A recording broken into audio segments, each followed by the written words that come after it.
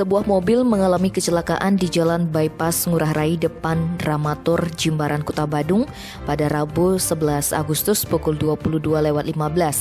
Apes mobil yang dikendarai pemudi berinisial PIN dan pemuda berinisial ANBRK itu bahkan sampai terbalik.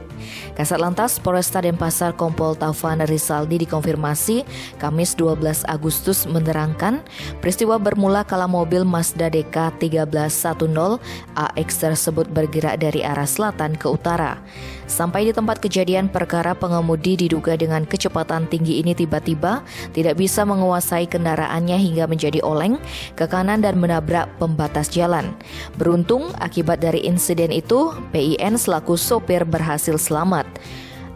Namun apes penumpang yakni ANBRK mengalami patah tulang paha kiri sehingga langsung dilarikan ke Rumah Sakit Siloam Kuta. Sementara itu, karena tabrakan pembatas jalan di TKP turut mengalami kerusakan. Tim Bali Express melaporkan.